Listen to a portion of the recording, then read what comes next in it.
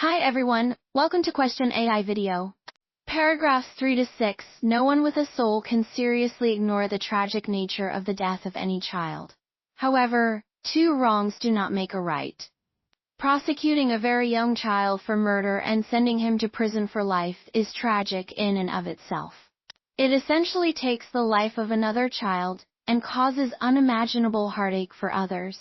For centuries, American and English common law held that children under age 14 were not legally capable of forming criminal intent for any crime to occur. theEqual.